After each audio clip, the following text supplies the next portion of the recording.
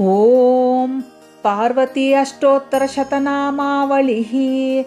ಪಾರ್ವತಿ ಅಷ್ಟೋತ್ತರ ಶತನಾಮಾವಳಿಯನ್ನು ಪಠಿಸುವುದರಿಂದ ದಾಂಪತ್ಯ ಜೀವನದಲ್ಲಿನ ತೊಂದರೆಗಳು ನಿವಾರಣೆಯಾಗಿ ಸುಖ, ಶಾಂತಿ, ಸಮೃದ್ಧಿ ಮತ್ತು ಪತಿ ಪತ್ನಿಯರ ನಡುವೆ ಅನ್ಯೋನ್ಯತೆ ಹೆಚ್ಚುತ್ತದೆ.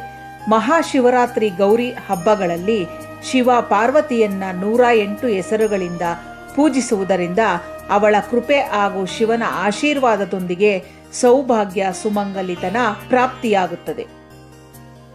ಓಂ ಪಾರ್ವತ್ಯೈ ನಮಃ. ಓಂ ಮಹಾದೇವ್ಯೈ ನಮಃ. ಓಂ ಜಗನ್ಮಾತ್ರೇ ನಮಃ. ಓಂ ಸರಸ್ವತ್ಯೈ ನಮಃ. ಓಂ ಚಂಡಿಕಾಯೈ ನಮಃ. ಓಂ ಲೋಕಜನನ್ಯೈ ನಮಃ. ಓಂ ಸರ್ವದೇವಾದಿದೇವತಾಯೈ ನಮಃ. ಓಂ ಗೌರ್ಯೈ ನಮಃ. ಓಂ ಪರಮಾಯೈ ನಮಃ. ಓಂ ಈಶಾಯೈ ನಮಃ. ಓಂ ನಾಗೇಂದ್ರತನಯಾಯೈ ನಮಃ. ಓಂ ಸತ್ಯೈ ನಮಃ. ಓಂ ಬ್ರಹ್ಮಚಾರಿಣ್ಯೈ ನಮಃ.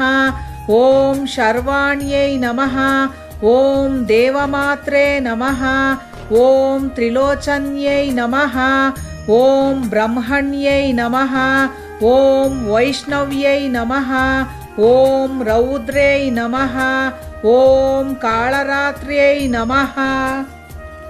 ಓಂ ತಪಸ್ವಿನ್ಯೈ ನಮಃ. ಓಂ ಶಿವದೂತ್ಯೈ ನಮಃ. ಓಂ ವಿಶಾಲಾಕ್ಷ್ಯೈ ನಮಃ.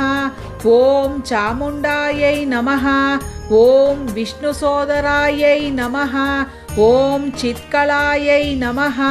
ಓಂ ಚಿನ್ಮಯಾಕಾರಾಯೈ ನಮಃ. ಓಂ ಮಹಿಷಾಸುರಮರ್ದಿನ್ಯೈ ನಮಃ.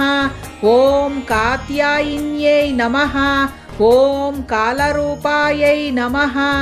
ಓಂ ಗಿರಿಜಾಯೈ ನಮಃ. ಓಂ ಮೇನಕಾತ್ಮಜಾಯೈ ನಮಃ. ಓಂ ಭವಾನ್ಯೈ ನಮಃ. ಓಂ ಮಾತೃಕಾಯೈ ನಮಃ.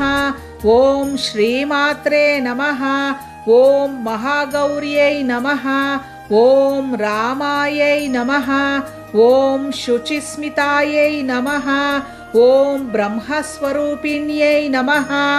ಓಂ ರಾಜ್ಯಲಕ್ಷ್ಮ್ಯೈ ನಮಃ. ಓಂ ಶಿವಪ್ರಿಯಾಯೈ ನಮಃ. ಓಂ ನಾರಾಯಣ್ಯೈ ನಮಃ. ಓಂ ಮಹಾಶಕ್ತ್ಯೈ ನಮಃ. ಓಂ ನವೋಢಾಯೈ ನಮಃ. ಓಂ ಭಗ್ಯದಾಯಿನ್ಯೈ ನಮಃ. ಓಂ ಅನ್ನಪೂರ್ಣಾಯೈ ನಮಃ. ಓಂ ಸದಾನಂದಾಯೈ ನಮಃ. ಓಂ ಯೌವನಾಯೈ ನಮಃ. ಓಂ ಮೋಹಿನ್ಯೈ ನಮಃ. ಓಂ ಅಜ್ಞಾನಶುದ್ಧ್यै ನಮಃ.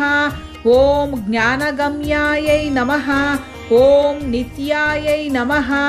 ಓಂ ನಿತ್ಯಸ್ವರೂಪಿಣ್ಯೈ ನಮಃ. ಓಂ ಪುಷ್ಪಕಾರಾಯೈ ನಮಃ. ಓಂ ಪುರುಷಾರ್ಥಪ್ರದಾಯಿನ್ಯೈ ನಮಃ. ಓಂ ಮಹಾರೂಪಾಯೈ ನಮಃ. ಓಂ ಮಹಾರೌದ್ರ್ಯೈ ನಮಃ. ಓಂ ಕಾಮಾಕ್ಷ್ಯೈ ನಮಃ. ಓಂ ವಾಮದೇವ್ಯೈ ನಮಃ. ಓಂ ವರದಾಯೈ ನಮಃ. ಓಂ ಭಯನಾಶಿನ್ಯೈ ನಮಃ. ಓಂ ವಾಗ್ದೇವ್ಯೈ ನಮಃ. ಓಂ ವಚನ್ಯೈ ನಮಃ.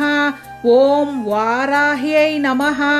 ಓಂ ವಿಶ್ವತೋಷಿಣ್ಯೈ ನಮಃ. ಓಂ ವರ್ಧನೀಯಾಯೈ ನಮಃ. ಓಂ ವಿಶಾಲಾಕ್ಷ್ಯೈ ನಮಃ. ಓಂ ಕುಲಸಂಪತ್ಪ್ರದಾಯಿನ್ಯೈ ನಮಃ. ಓಂ ಆರ್ಧ್ರದುಃಖಚ್ಛೇದದಕ್ಷಾಯೈ ನಮಃ. ಓಂ ಅಂಬಾಯೈ ನಮಃ. ಓಂ ನಿಖಿಲಯೋಗಿನ್ಯೈ ನಮಃ. ಓಂ ಕಮಲಾಯೈ ನಮಃ. ಓಂ ಕಮಲಕಾರಾಯೈ ನಮಃ. ಓಂ ರಕ್ತವರ್ಣಾಯೈ ನಮಃ. ಓಂ ಕಳಾನಿಧಯೈ ನಮಃ. ಓಂ ಮಧುಪ್ರಿಯಾಯೈ ನಮಃ. ಓಂ ಕಲ್ಯಾಣ್ಯೈ ನಮಃ. ಓಂ ಕರುಣಾಯೈ ನಮಃ. ಓಂ ಜನಸ್ಥಾನಾಯೈ ನಮಃ. ಓಂ ವೀರಪತ್ನ್ಯೈ ನಮಃ. ಓಂ ವಿರೂಪಾಕ್ಷ್ಯೈ ನಮಃ. ಓಂ ವೀರಾಧಿತಾಯೈ ನಮಃ. ಓಂ ಹೇಮಭಾಸಾಯೈ ನಮಃ. ಓಂ ಸೃಷ್ಟಿರೂಪಾಯೈ ನಮಃ. ಓಂ ಸೃಷ್ಟಿಸಂಹಾರಕಾರಿಣ್ಯೈ ನಮಃ. ಓಂ ರಂಜನಾಯೈ ನಮಃ. ಓಂ ಯೌವನಾಕಾರಾಯೈ ನಮಃ.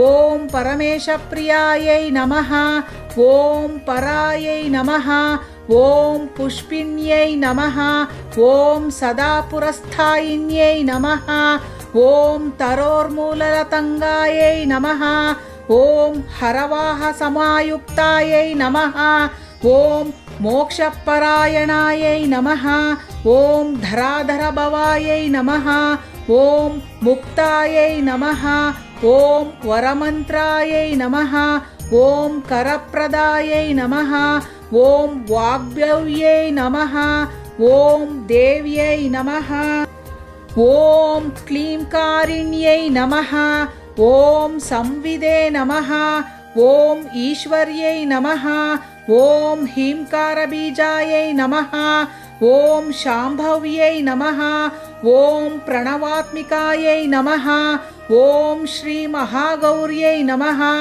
ॐ शुभप्रदायै नमः इति श्री पार्वती अष्टोत्तरशतनामावळि सम्पूर्णम्।